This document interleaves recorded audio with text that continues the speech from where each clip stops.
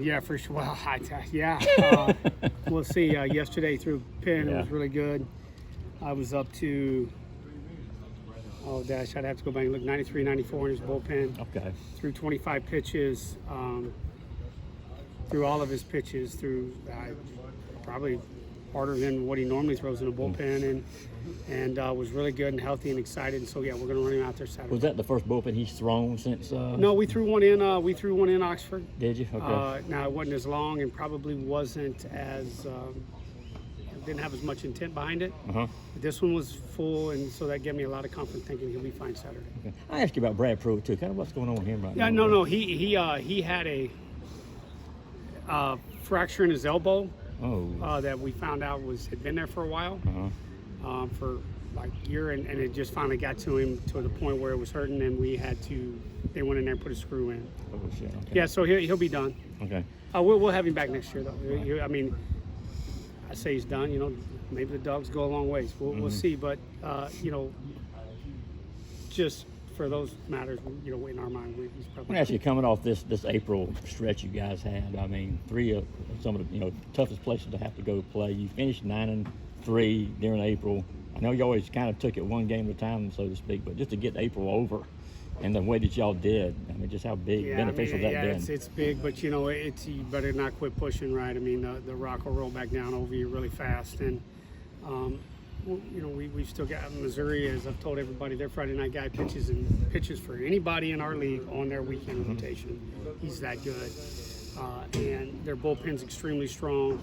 They're way more athletic than I've seen them since I've been back in the league. Offensively, you look, they've had some really, really tough losses, some drop fly balls, some mistakes that have just kind of bit them. Or they're probably, they could have 8 or 9 wins in this league, like really, really easily, not stretching anything. So you better be ready. They're going to be good. Let's not forget we got LSU left. They were in about half the polls were preseason number 1. That means they got talent, and so you better not write them off. And then you got Auburn, who was picked second or third or fourth, depending on which poll you looked at in the league. So. Yeah, man. We got April over with, but we still got May, and it's just as tough. But knowing what you know about your team right now, you got that half game league, whatever you want to call it, there over A&M.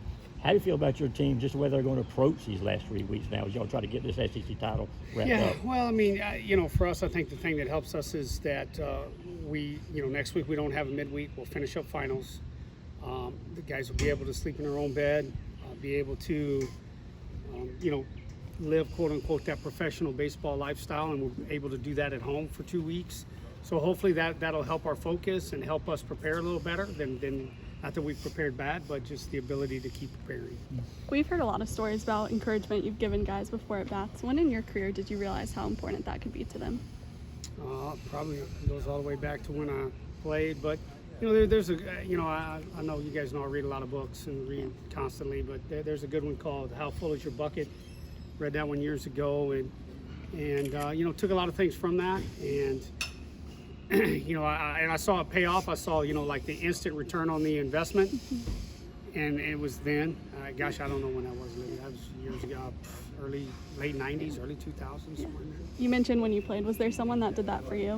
Yeah, I think I always tell people my high school football coach was very encouraging, and I learned that from him. We just so happened to be pretty good in his high school football, but we were good and won a lot of games, and I always look back on that, and when things would go bad, you miss a tackle, whatever, and just the encouragement you would get from him afterwards, was good and big for me as a person, and tried to carry that on and continue to share it. Caden Aoki gave you guys a good start on Sunday. Do you like the flexibility of having him ready in the pen? Oh, absolutely. I mean, there's the ability for him to come in a game, start a game, come in a high leverage situation, and know that your heart rate's never gonna, his heart rate's never gonna get up, and probably mine's not either in the dugout, is just as big. But yeah, I mean, you can't. I mean, it's every coach's dream to have a guy who can go out and throw you 100 pitches, can come in and close the game on 25, and then give you 75. And I mean, it's every coach's dream to have somebody like him. Let me ask you something about Caden real quick. With the fact, he, like you say, he threw 36 pitches the day before. He comes back the next day and throws all those pitches. When pitchers sometimes get fatigued, can that help their movement on some of their, especially these guys who spin the ball like he does? Yeah, it can. It can really start to help their command. You look, and his curveball in the first 2 innings against Ole Miss was not, metrically it was fine, but he wasn't locating. They were all down. Third inning, probably fatigue sets in a touch, and he's able to start landing in more. And I think it really does help with their command. That's a good find. Daniel Jackson's obviously put together such an impressive season, but in your eyes, what has stood out to you the most about what he's doing this year? Oh gosh, we could sit here all day and do a whole segment on Daniel, but the young man's work ethic. I think he's truly learned how to believe in himself and believe in his approach. Success is defined different for each player and different for everybody. He's learning what success is for him. So when he comes up to the plate, he can't let other people define that for him. And I think about all of that side of the game for Daniel that makes me, as I watch him play, enjoy watching him play and be happy for him. Do you mean just growing in confidence? Or Yeah. Just he's so big and physical and fast, right? So we get up and we see him hit a ground ball 100 miles an hour, and we think that's success. Well, it's not for Daniel. And so him just being able to understand who he is as a player.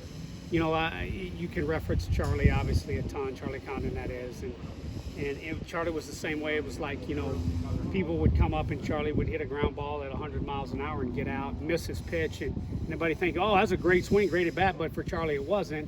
Not that he was expecting the home run, it's just we see a number on the scoreboard on an exit velocity and everybody gets excited and thinks, well, I wish I could do that, but for that player, that's not success. And Daniel had to learn that. I think he battled that a little early in the season, and now truly understands what success looks like for him, how his routine is his, not what Charlie did or a Ryland Zaborowski or Robbie Burnett or any of those good players we had last Slade offered.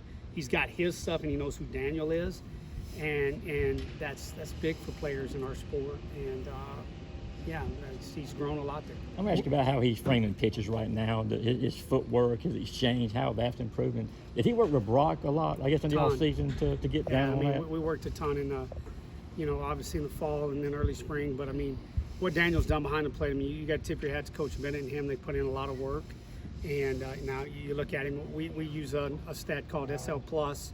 I don't want to get into that, but SL Plus, in a nutshell, tells us how well a guy frames. Right. And Daniel's what he's done with his SL Plus over the last year and a half has been remarkable. Wes, you guys went on the road and won back-to-back SEC series. You're now in first place still and at home with back-to-back series. What does that mean for your program at this stage? It just means that we're moving in the right direction. But, I've told people I've been in this league too long. I've seen people come in there in first place and lose 9 in a row, and they sneak into the tournament. And I've seen teams go on a 9-game heater and win the league. So, it just means you're doing things right to this point.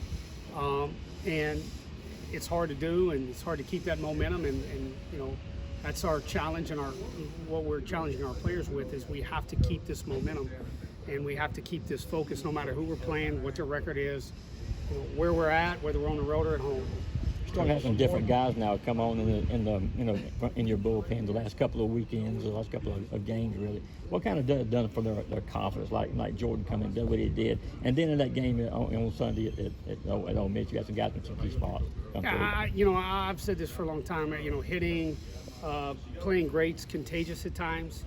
I think what you're seeing and what you saw a little bit on Tuesday is some guys looked at there and go, "Wow, man, Caden Aoki went 34 to 100." And Justin Bird threw in all 3 games, and Zach Brown made 2 appearances. Paul Farley made 2 appearances, was really good. And so it was like, hey, I can do this. I've said about this pitching staff, of all the staffs I've had in college, they probably lead all of my staffs in throwing strikes in the bullpen. But we got to get it out here. And I think what you saw and what you're seeing is sometimes it takes, I tell our guys all the time, sometimes it just takes one guy with courage to get out there and do some things that some people think is really hard, and then some other people will follow, and I think that's kind of what you're seeing now.